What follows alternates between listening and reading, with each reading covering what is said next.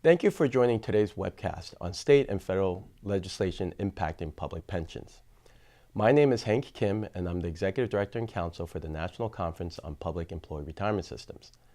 Today's program is part of our Center for Online Learning, which provides remote continuing education to public pension trustees, staff, other fiduciaries, and stakeholders. Today, we will first review state and federal legislation from 2017 that impact public pensions. And then we will take to our crystal balls to see what we might expect in 2018. Joining me today are our regular contributors, Bailey Childers, Executive Director of the National Public Pension Coalition, and Tony Roda, partner at the law and lobbying firm of Williams & Jensen. Today's format will be a moderated conversation with our two panelists covering select federal and state legislation. We encourage audience participation. Please submit questions by using the GoToMeetings portal. However, to ensure that we can cover all our topics, we will hold your questions till the last part of the program. We have a lot to cover, so let's get right to it. And Tony, I'd like to begin with you to talk about the Unrelated Business Income Tax, or UBIT. Hopefully a lot of our audience members got a flurry of emails from us and others at the end of the year talking about this provision, so walk us through it. Indeed. Thank you, Hank, and it's great to be here with you and with Bailey. Thanks to you. It was a flurry of activity. It was a frenzy of activity, in fact. The tax bill that Hank is referring to, H.R. 1, which is now law, was many years in the making. We talked about it on this report numerous times. And it became a contest as to who would win the argument as to this. Was it really reviewed or was it really not? This question came up with regard to hearings, because the Republicans made the claim this legislation had been subject to many hearings over the years, whereas the Democrats said no, it had never been subject to a single hearing. Both were true, and both were accurate. Republicans had held hearings on pieces of what went into H.R. 1 over numerous Congresses. They never held a hearing on H.R. 1. So there was this interesting debate going back and forth. Ultimately, it became law, and a provision that we were concerned about, as Hank referred to, the UBIT provision, was dropped out. It was originally in the House bill, and what it would have done is subject certain investments of state and local governmental pension plans to the unrelated business income tax.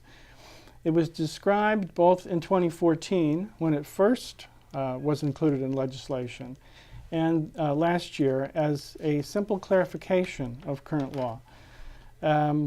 The words in the statutes that might lead you to this clarification argument are right here. I'm going to read them to you. Section 511 of the code talks about UBIT. It is the UBIT section of the code, and it says that organizations described in Section 401A are covered by UBIT. Qualified public pension plans are 401A entities. However, in Section 115 of the code, it says gross income does not include income derived from the exercise of any essential governmental function. That has always been state and local governmental plans' argument, basic argument, an uncontested argument for why UBIT does not cover them. 40 years of settled law. It is not a controversy out there. We do not see a discussion out in the field with IRS agents as to this question. We don't want to invite that discussion, but it isn't a controversy that needs to be clarified.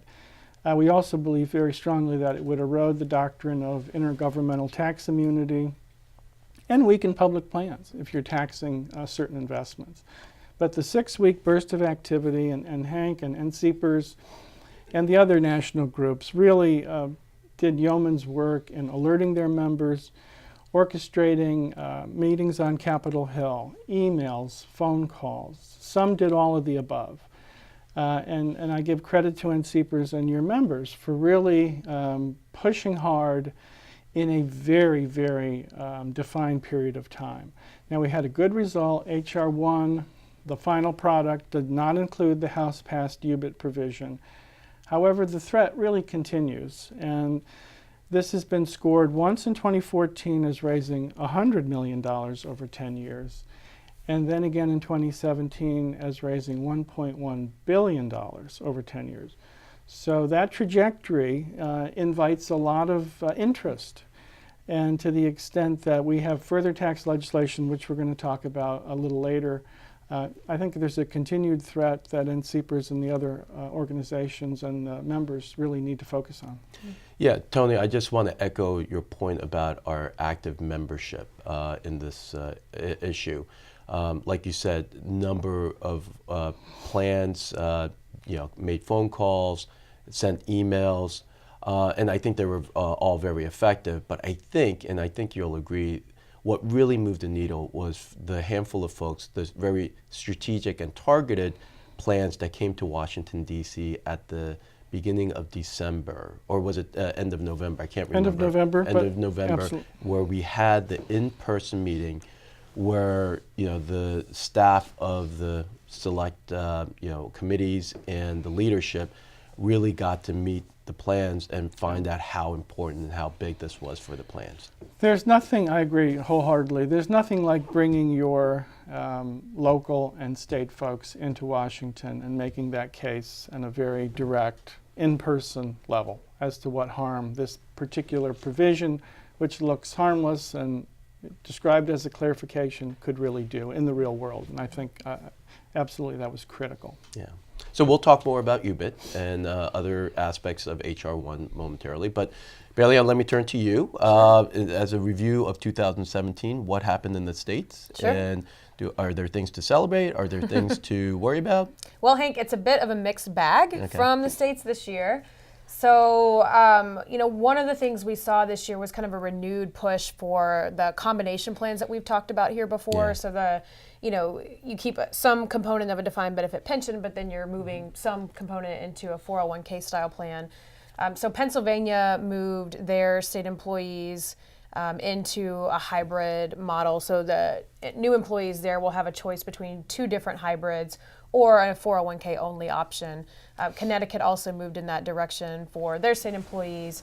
And then in Michigan and their teachers plan, they were already under a hybrid. They closed their current hybrid, went to a different one, and then put their teachers where they'll default into a 401k moving forward. We actually also saw a default switch in Florida, where instead of currently, as it was in Florida, if you were a new employee and you didn't choose a plan when you were hired, you would default into the pension. Now you'll default into the 401k. So I think, what we saw this year, a lot of choice, moving to some more what I would call confusing models of retirement that people probably don't understand quite as easily as either just a pension or just a 401k. So there's definitely going to be a need to educate new employees as they're hired into these states or into teaching in these states to make sure they understand what their choices are in retirement and make sure we're helping them choose what's best for them, which is usually going to be the hybrid model in most of these cases. On the other hand, we did have a big victory in Kentucky. So around the summer, the governor there indicated he was going to call a special session. He wanted to close the teachers plan and the state employees. The teachers have a pension in Kentucky. The state employees have a hybrid, and put all the new workers into a 401k only. He was unsuccessful at getting the special session called. There was not support to move that legislation. That said, it will roll right over into the year we're in now, so I'll talk about that a little bit later. But we were really happy to see that not move forward, because that would obviously be really detrimental to the workers in Kentucky. Yeah. And then another good piece of news in Maine, we actually won a ballot measure campaign in November to lengthen the amortization period for some of their pension debt. So they were on a very short, I want to say it was a 10-year time frame, and they extended now to a 20, which is, I think, really good policy for the state and is a good move forward. And interesting for us to win a proactive campaign on the ballot, which is something that we haven't done a lot of really in pension world. So that, I think that's just like an interesting thing for us to explore further, and maybe in other states that allow for ballot measures. Just as a curiosity, in terms of Maine, who pushed the ballot measure? Was it from the plans? Was it from the coalition? It was a combination of the plans and the employee groups in the state. Good. So yeah, they all worked together on it and got pretty good support. There wasn't really opposition to it at all in the state, which was excellent. Good. So we were happy to see that. The other thing that really, I would say, was kind of a trend, if you will, for 2017 was renewed activity among some of these anti-pension folks that I've talked about before. So John Arnold is now spreading his money through a group called the Retirement Security Initiative. They were active lobbying in several states, buying pretty high-priced lobbyists for, what we normally deal with our coalitions. And then the Reason Foundation was active, offering, free advice, if you will, to states about what to do with their pension systems, which it will be no surprise to you. That's usually to get rid of them and move to a 401k. So I have the answer, for whatever analysis they want to provide this year. So that's a little troubling to us, just the number of states we saw them in. And, we're going to keep a watch on that for this year. Okay. And I think one other piece of good news is New York State, right? And their ballot or constitutional provision, right? Every 20 years, right? The state gets to vote whether they want to open up the Constitution. That's correct, and they chose not to. Right. Which I think there was a debate in the state, but a lot of people feel that would have been a really good opportunity to change protections for pensions or do other really harmful things for workers. Okay. All right. Well, so Tony, let's turn back over to you. In terms of HR 1, in addition to missing the bullet or dodging the bullet in terms of you, but what were some of the other provisions that could have been concerning that were not part of it, and what was in HR 1 that are impactful? Well, impactful certainly is the new limitation on state and local tax deductions of $10,000 per taxpayer, and that is going to be, as Bailey can attest, a real challenge for state governments. That is known as SALT, and I don't think we've seen the last of SALT. I know there's a tremendous amount of maneuvering at the state level as to how to deal with it. Some creative solutions are being put forward. I don't know that they're going to carry the day, but it continues to be a big issue, and that's going to be a big electoral issue.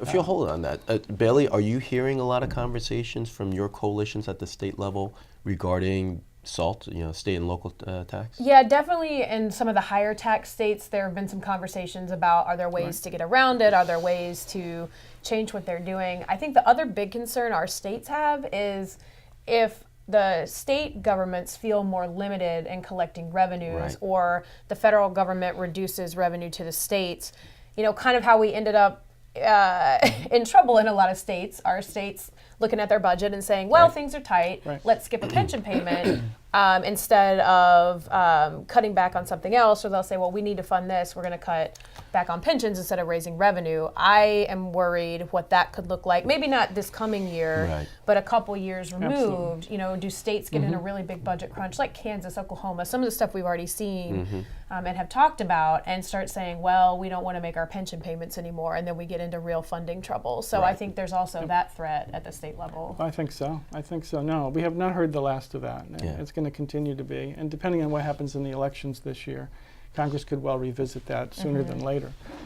The other provisions that we were gratified were not included in HR 1. First is PEPTA.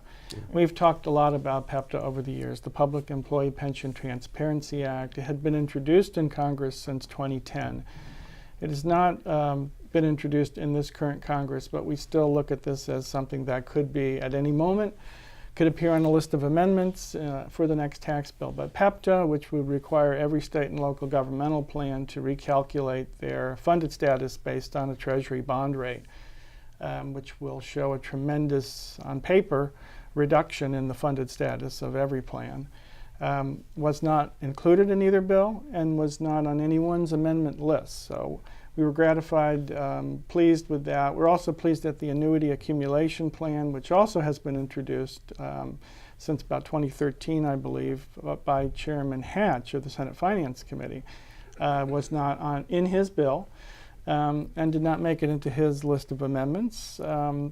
Perhaps it's some of the work that we've done over the years, pushing back on that idea, which would be essentially to move away from defined benefit plans and replace them with single fixed year annuities, so that you have at the end of worker's career. You have all these single-year annuities that they will staple together, and that will be their retirement as opposed to a defined benefit plan. Other provisions that were in play. Well, we had spent a lot of time working on Rothification. Senator Bill Roth of Delaware at the time, 1997, created the Roth IRA, which essentially said you can put after-tax dollars into this new Roth IRA, and then at distribution, you will get these dollars back tax-free. Rothification was debated and pushed very hard in certain circles to be included in H.R. 1. But it was not in the House bill. We knew that about a week before the House bill was released. And it also did not make it into the Senate bill, other than on an amendment list where Senator Hatch filed an amendment that he did not offer. But it would have said all catch-up contributions. So if you're age 50 and over, you have the extra catch-up contribution to a defined contribution plan of $6,000 in 2017. Those catch-up contributions would only be made under Roth. However, again, the amendment was not offered. And I think a lot of that is pushback from senators, frankly, who said, you know, this is going to hurt retirement savings, and we do not need to do this. And it was being pushed largely for budgetary gain in the budget window. But that provision was not included either.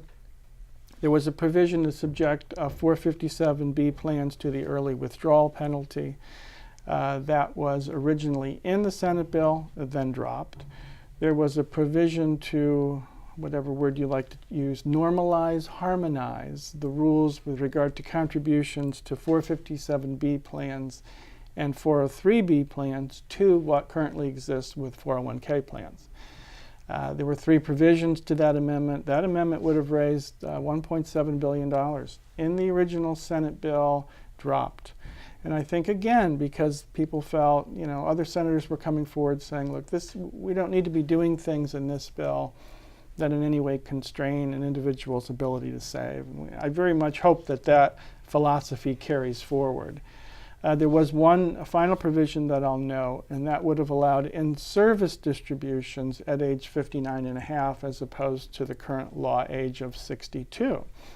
That provision, interestingly, would have raised over $13 billion. However, it was dropped. It was originally in the House bill, and then it never made it into the Senate bill or in the final product. So that's another provision that could be out there. I think we viewed that generally favorably, that last provision, not in any way harmful.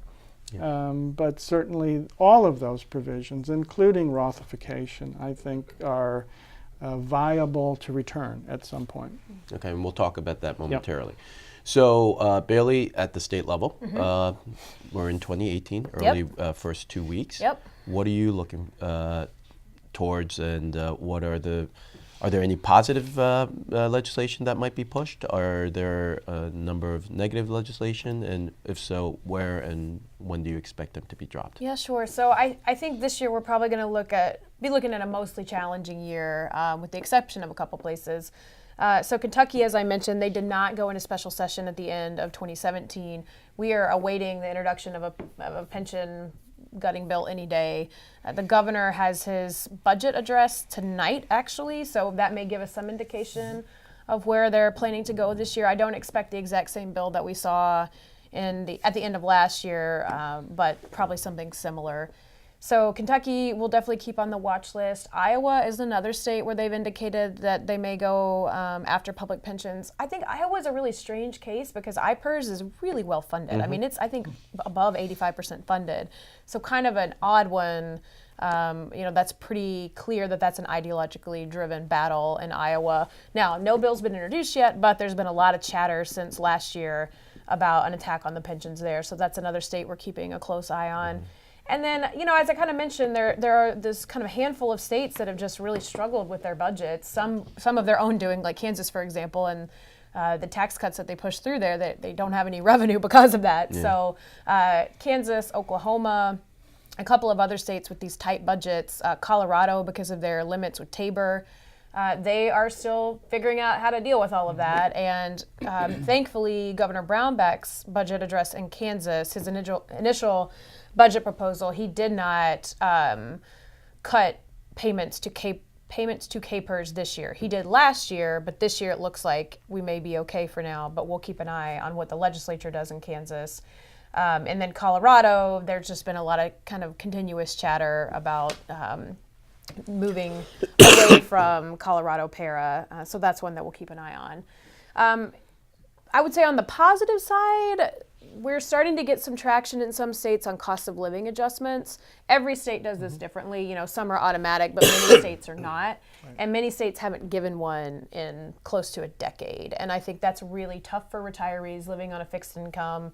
You know, you look at the average pension in a state, most of the time it's somewhere around $20,000 to $22,000 annually. So you're not talking about large amounts of money that these folks are getting. And so if they're on a fixed income, as you know, even though cost of living maybe hasn't gone up too much the last couple of years, it's still going up. So I think states are starting to think about ways they can address that. New Hampshire's one where we have a bill that's been introduced to do a cost of living adjustment. They haven't decided, I think, exactly what that'll look like, but that is positive. I think that states are realizing, you know, we can't just leave these folks here with nothing. We've got to think about creative ways we can help them out. So I think that'll be a positive thing we see this year. Good. Yeah. Tony, and at the federal level, certainly we can talk about tax and all the things that we were able to avoid, maybe coming back. But as you know from the NCPERS Legislative Conference Issues book, we have some other positive things we're trying to push. So if you want to talk first about potential tax corrections bill or a benefits bill, let's start with that and then talk about the other things as well. Sure, absolutely. We talked a little bit about what's going to follow with the maneuvering on SALT. That's something to keep an eye on. We'll also see a lot of guidance on H.R. 1 that'll come from Treasury and IRS, either in formal regulations or in just particular Q&A type of guidance.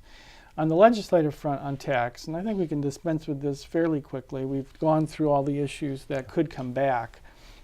Chairman Brady of the House Ways and Means Committee, even before H.R. 1 was law, was already talking about a technical corrections bill, and that's not unusual. Statutory language in H.R. 1, 505 pages, and it was done in 6 weeks. So certainly there are technical issues that will have to be addressed. There was also discussion by both Chairman Brady and Senator Rob Portman of Ohio, who played a large part, and I think a very important part in beating back some of these harmful provisions on retirement, about a retirement savings bill. So I think that legislation would largely be aimed at private sector plans. It could also pick up multi-employer plans. That issue is certainly out there and a very important one. But I believe the leadership is going to give away a very important tool. They announced somewhat, you can make an announcement and then you come back and revisit it the next day, but that they probably will not do a budget resolution for FY 2019, which would be the resolution that they'd work on now. Fiscal year 2019 would start on October 1st. That means that they can't use the tool known as reconciliation. And the importance of reconciliation, and it was used on H.R. 1, is that you can pass a bill, a reconciliation bill in the Senate with a simple majority vote, as opposed to getting the 60 votes needed to break a filibuster. So if you don't have a budget resolution, you don't have reconciliation, and that makes very questionable their ability to do a tax technical corrections bill or a retirement savings bill for that matter. Now I'll switch over to non-tax for just a sec. There are some items that we're looking at. Some are playing defense.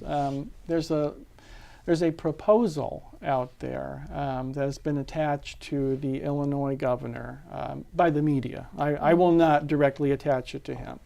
But it was put out in the Manhattan Institute publications last year, 2016, it first came out. And that's using federal bankruptcy law to allow states to get out from under their pension obligations if they can show that their obligations are impeding their ability to satisfy essential state functions. And this would be a process. This would be a law passed in the legislature, legislation passed and signed by the governor, and then it would go to the bankruptcy court. But I'd watch for that.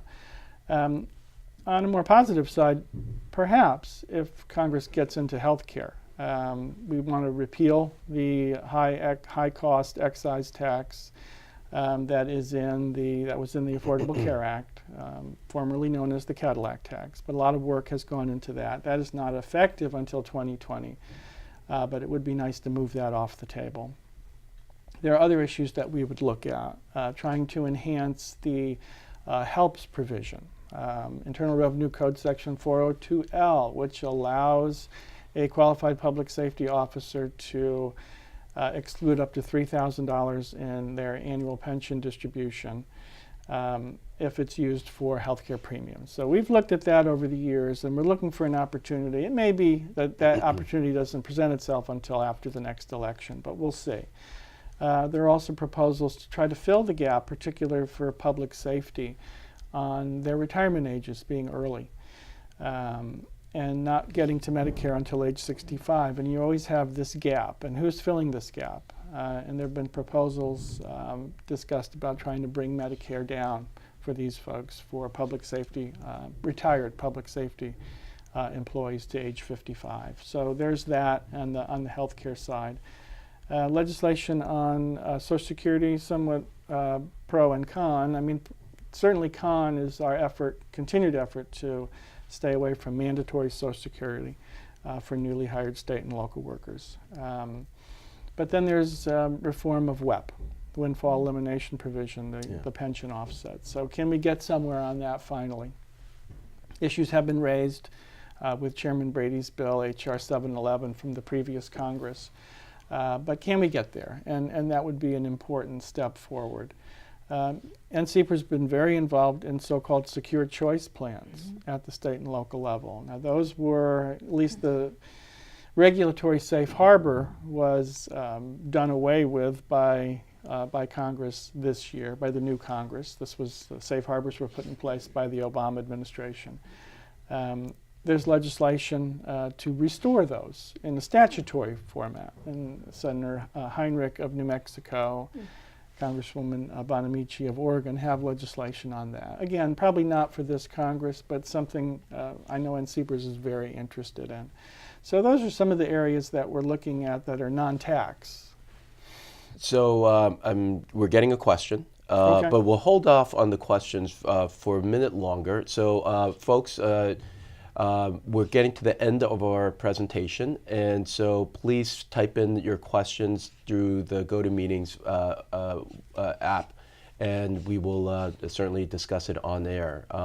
So finally, Bailey, one of the things that NPPC took a lead on was, somewhat to counter the efforts that Arnold and the Reason Foundation and the money that they have was we created supported and helped staff up and do presentations on a pension academy. Do you want to talk a little bit about our experience in Arizona and what you expect in 2018, whether that's something that we want to continue, and if so, for states that are interested in getting a tutorial for their elected officials, how best to go about doing that? Yeah, that's great. So we co-sponsored a pension academy with the Council on State Governments earlier in 2017, and they brought in about 20 lawmakers from across the country.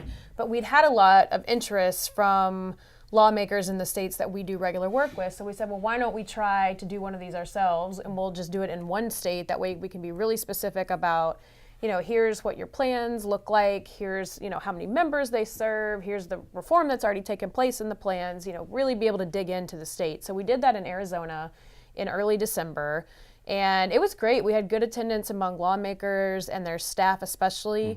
A lot of partners in the room to come learn about, how we talk about pensions, how we message them, all of those kind of things. So we're always looking for opportunities to do education for lawmakers. I think this is a complex issue, as you both know, and probably everybody watching knows. So the more we can do to break it down for them and help them understand what's already taking place in their state. One thing we kind of find is you get new folks coming in, which I expect we'll have after the elections this year, and they say, I have a great idea, let's do something on pensions. But stuff has probably already been done on pensions, and we want to make sure they know that. So if there are states that are interested in doing that, we'd love to partner with them.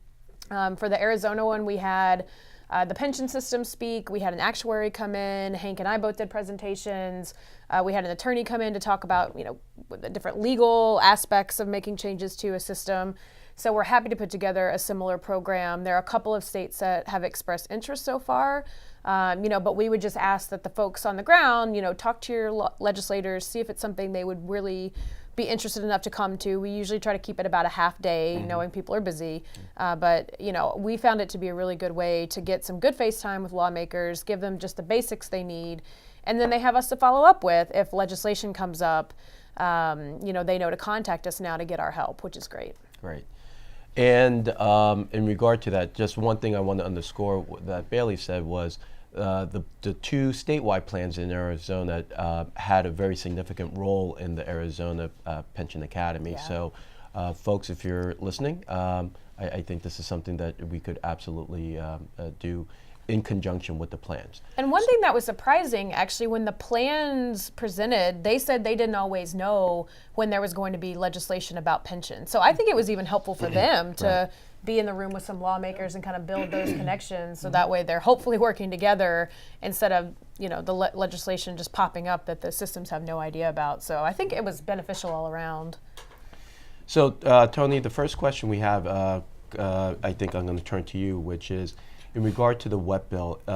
Would the Byrd rule apply if tax, if the Yes. WEP reform came through? Well, I don't know that it's the Byrd rule technically that's the problem. I think if the question assumes you're trying to do this under reconciliation, you can amend the Social Security Act under using a reconciliation bill.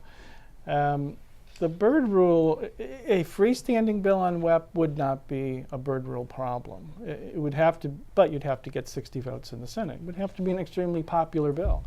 But no, I don't believe so. Outside of reconciliation, it wouldn't be a problem. Okay.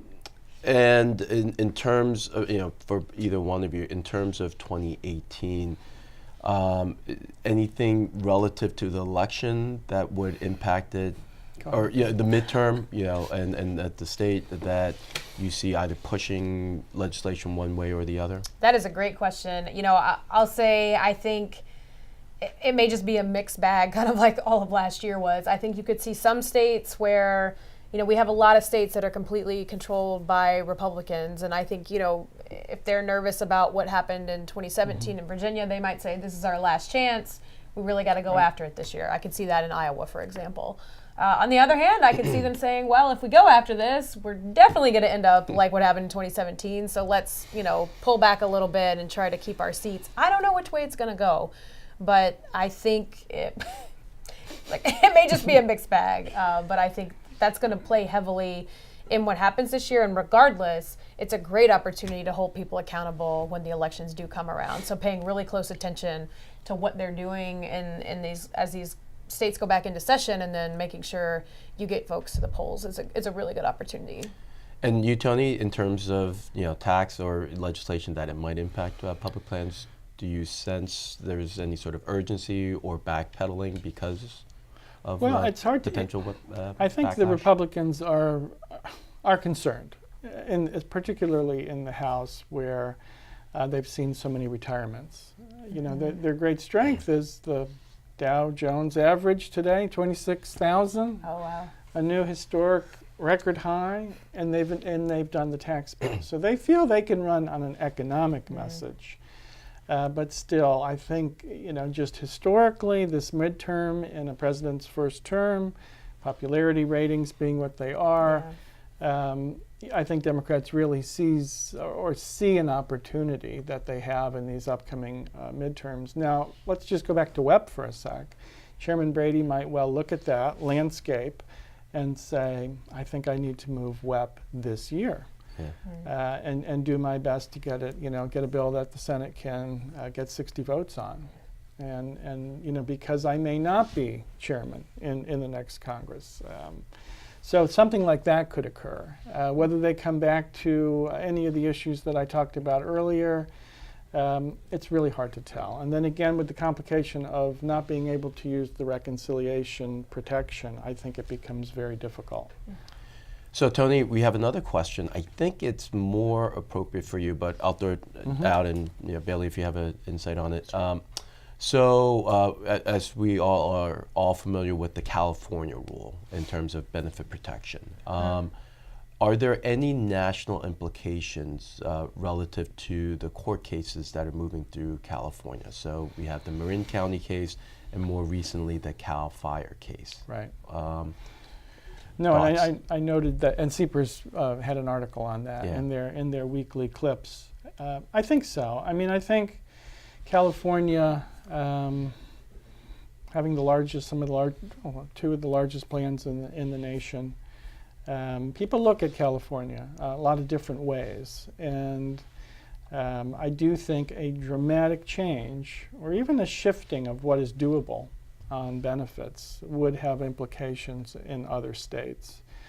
Of course, we want to see that benefits remain strong, but the courts seem to be edging in a little different direction right now. Okay.